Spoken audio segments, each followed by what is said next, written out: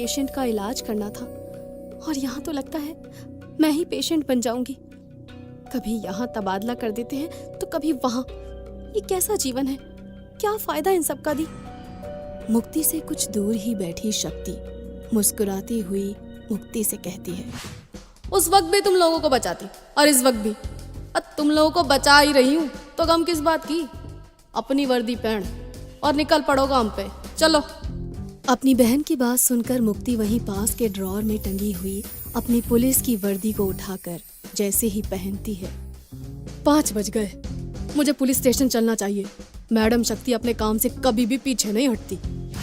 मुक्ति अपनी वर्दी पहनते ही मैडम शक्ति बन जाती है और अपनी बहन शक्ति की आत्मा अपने शरीर में लिए हुए वो पहुंच जाती है थाने। जैसे ही मैडम शक्ति अपने थाने के दरवाजे पर पहुंचती है, वहां एक काले कंबल में खुद को लपेटे एक अनजान आदमी उनके हाथों में एक चिट्ठी पकड़ाकर फौरन वहां से भाग जाता है। अरे रुक रुक, रुक जा छोरे, अब कहाँ जा रहा है? राम जाने छोरा था कि छोरी। अरे इतनी ठंड भी ना पड़ी कि कंबल ओढ़ के घूम रहा था।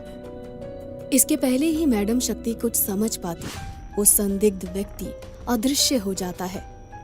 अरे इतनी सुबह सुबह यह आदमी यहाँ क्यों आ गया था? मैडम शक्ति थाने में जाकर चिट्ठी को पढ़ना शुरू करती है। छोटा आमपुर, ये बलराम से सटा हुआ ही एक गांव है जो आपके ही थाने के क्षेत्र में आता है मैडम साहिबा। पिछले कुछ दिनों से हमारा रोजगार बिल्कुल बंद हो चुका। ना जाने किसका साया हम पर आया है जो हमारे गांव में पूरी तरह अंधकार फैल चुका है। पहले जिस गांव के बाजार में मेले लगते थे, अब वहां मुश्किल से 2 दुकानें भी नहीं लग पाती। हमारी मदद कीजिए मैडम जी।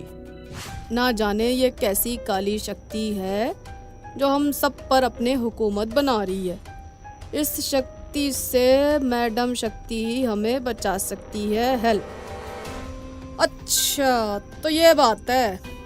तभी सामने से मोटू पतलू अंदर आते हैं। काली शक्तियों का नाम किसने लिया? कहाँ है काली शक्तियाँ? इस थाने में है क्या मैडम? वैसे भी मेरी तबीयत कुछ ठीक नहीं लग रही है, मैं छुट्टी ले लेता हूँ मैडम, मैं कल आऊंगा।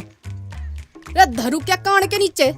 तुम दोनों थाने पहुँचने में इतनी देर कैसे लगाते हो? हाँ, अगर सुबह 4 बजे तुम दोनों मुझे थाने में ना दिखे ना तो ऐसा रास्ता लगाऊंगी, बेरोजगारी की धूल चाटते मिलोगे तुम दोनों। निकलो यहाँ से। वो इसकी गलती है मैडम, आप बोलिए ना, इतनी सुबह कौन सा कैसे आया है? गड्डी निकालो मैडम। ना गड्डी ना निकालनी, कपड़े मंगवाने की जरूरत पड़ सकती है। सोच रही हूँ कि क्यों ना आज छोटा आमपुर के बाजार से कुछ खरीदारी की जाए। ठीक है ना मोटू? मैडम शक्ति अपनी वर्दी उतार कर एक गांव की सीधी सादी औरत की तरह एक बड़ा सा घूंघट किए हुए तैयार हो जाती हैं। मुझे बहुत घबराहट हो रही है, ना जाने कैसी काली शक्तियां होंगी वहाँ। रे मैं हमेशा तेरे साथ हूँ, डर मत। जब शक्ति की शक्ति तेरे साथ है तो कोई दूसरी शक्ति तेरा कुछ नहीं बिगाड़ सकती। मुक्ति पतलू और मोटू के साथ गांव के बाजार में पहुंच जाती है। बाजार में चारों तरफ चहल पहल होती है, ऐसी चहल पहल मानो कुछ हुआ ही ना हो। उस चिट्ठी में तो लिखा था कि बाजार में सन्नाटा रहता है, पर यहाँ तो अच्छी खासी भीड़ जमा है। अरे चरखी ले लो, चरखी। अरे अच्छी चरखी ले लो। ओ बहन जी, अपने बच्चों के लिए चरखी ले लो, वरना अपने भाई साहब को कह दो कि अपने बच्चों के लिए चरखी ले लेंगे। ये मेरी बहन नहीं है। अरे वो चरखी वाली, अभी कुछ दिनों पहले यहाँ बाजार आई थी तो यहाँ बहुत सन्नाटा था, और आज इतनी भीड़। अरे आपको नहीं पता क्या मैडम जी? अरे रंपा को सपना आया था, कह रही थी आज डायन का काला जादू गांव पर चढ़ नहीं पाएगा, इसीलिए बड़े दिनों के बाद गांव में बाजार से फिर से पहले जैसा मेला लगा है।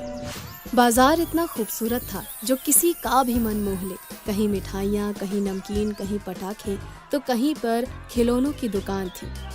पर इसी जगमगाती रोशनी और शोरगुल के बीच मैडम शक्ति जुटी हुई थी अपने काम में। ये रंपा कहाँ मिलेगी? इस सब में इस रंपा का भी बहुत बड़ा रोल है, पता लगाना पड़ेगा। मुक्ति, पतलू और मोटू बाजार में इधर उधर घूम रहे थे। तभी भीड़ में काली साड़ी में एक औरत मुक्ति के कुछ बालों को पीछे से काटकर भीड़ में गायब हो जाती है। अरे, मुझे अभी अभी ऐसा लगा जैसे कोई मेरे पास से गुजरा हो, और काफी देर से मैं ऐसे महसूस कर पा रही हूँ, मानो मुझे कोई देख रहा हो। तभी मोटू की नजर दूर एक पेड़ के पास पड़ती है, जहाँ वो देखता है काले रंग की साड़ी में सर ढकी पेड़ के पीछे से एक औरत लगातार मुक्ति को देखे जा रही थी। तीनों भागते हुए उस औरत का पीछा करना शुरू करते हैं और उस औरत के पीछे पीछे छोटा आमपुर गांव में पहुंच जाते हैं। गांव में चारों ओर पेड़ों पर काले काले पुतले लटके हुए थे। ये गांव के गोरे बनकर अब काम नहीं होने वाला, हमें अपने असली अवतार में आना ही होगा, वक्त आ गया है। मैडम शक्ति, पतलू और मोटू पेड़ के पीछे जाते हैं और वापस लौटते हैं पुलिस वालों की वर्दी में। उधर जाओ, वहाँ उस झोपड़ी में। दीदी वहाँ जाने को क्यों कह रही है? मोटू, पतलू, चलो। मैडम शक्ति को वर्दी में देखते ही सभी गांव वालों ने पहचान लिया और उन्हें चारों तरफ से घेर लिया। जब गरीब और मजलूम लोगों पर आती है कोई विपत्ति, तब करने काली शक्तियों का खात्मा आती है मैडम शक्ति। नहीं मैडम जी, आपको हमारे गांव नहीं आना चाहिए था। इस बार आपकी जंग किसी चोर डकैत से नहीं है, काली शक्तियों से है मैडम जी। इसी कारण हमने इस बारे में आपको बताया नहीं। पर आप यहाँ पहुंची कैसे? ये सब उस काली शक्तियों का ही बनाया हुआ षड्यंत्र है। आप फौरन यहाँ से चली जाइए मैडम शक्ति, वरना कहीं वो आप पर हमला न कर दे। और तभी अचानक आसमान में काले बादल छा जाते हैं। दोपहर की खिलखिलाती धूप रात के अंधेरे में बदल जाती है। पर वो घर है किसका? उस झोपड़ी में रंगनाथ की बहन कशीली रहती थी। जिस दिन उसे ये खबर मिली कि मैडम शक्ति ने उसके भाई को मौत के घाट उतार दिया, कशीली ने एक पत्थर पर सर पटक पटक कर अपने प्राण त्याग दिए। रंगनाथ की पत्नी रंपा काले जादू में माहिर थी। उसने अपनी ननद की आत्मा का आवाहन किया और अब वो दोनों मिलकर इस गांव पर अपनी हुकूमत चलाती हैं। मतलब काली साड़ी वाली औरत कोई और नहीं, कसीली है। अचानक ही मैडम शक्ति के होठों पर मुस्कान आ जाती है और वो हंसते हंसते अपना सीना चौड़ा किए हुए झोपड़ी की ओर बढ़ना शुरू करती हैं। इस बार मैडम शक्ति की लड़ाई किसी इंसान से नहीं, एक आत्मा से है। न जाने अब क्या होगा। मैडम शक्ति उस झोपड़ी के बाहर खड़ी होकर एक लात दरवाजे पर मारती है, जिससे दरवाजा टूटकर नीचे गिर जाता है। तुझे क्या लग रहा है? तू यहाँ आई है, तुझे हमने बुलाया है। तुझ तक वो चिट्ठी रंपा लेकर गई थी, काले कंबल में, वो भी क्योंकि अब तेरी लाश भी यहाँ से काले कंबल में लिपटती हुई जाएगी। इन बातों का मैडम शक्ति पर कोई भी असर नहीं होता और वो आगे बढ़ने के लिए पहला कदम बढ़ाती हैं और वैसे ही काली रोशनी का एक बड़ा सा गोला उसके अंदर से मैडम शक्ति के सीने पर आकर पड़ता है और मैडम शक्ति हवा में उड़ती हुई जमीन पर गिर जाती हैं। मेरे पति को मारा था ना तूने, यहाँ से तू जिंदा नहीं जाएगी। सभी गांव वालों के सामने मैडम शक्ति के शरीर के 100 टुकड़े करूंगी मैं। आज तो दावत होगी तेरी। रे पहले बाहर आकर अपना चेहरा तो दिखा दे, उसके बाद अपनी शक्तियाँ मुझे दिखाना, समझी? अब तेरा क्या होगा डार्लिंग? दी कहाँ चली गई आप? मैं शक्तियों से नहीं लड़ सकती, मेरी मदद करो दीदी, कहाँ हैं आप? रंपा वहीं बैठ जाती है और अपनी शक्तियों से एक यज्ञ कुंड वहां पर बना लेती है। वो सबसे पहले आहुति में अपना एक हाथ काट कर डाल देती है।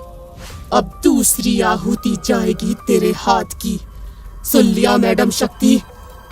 गांव के सभी लोग अपने घरों की झोपड़ियों से ये होता हुआ देख रहे थे। कोई रो रहा था तो कोई बिलख रहा था कि तभी शक्ति की आत्मा एक सफेद रोशनी बनकर मैडम शक्ति के चारों ओर घिरकर मैडम शक्ति को कसीली के बंधन से छुड़ा लेती है। तेरी मौत इस हंसवे से ही हो सकती है जिसे तूने अपने मरे हुए पति के लाश के साथ दफना दिया था। तुझे क्या लगा मुझे इसकी खबर नहीं लगेगी? और कसीली तू तो जैसे भूत प्रेत को ना जाने कितने मेरे आगे पीछे घूमते रहते हैं। मैडम शक्ति अपने हाथों से जादुई तरंगे कसीली की ओर छोड़ती है।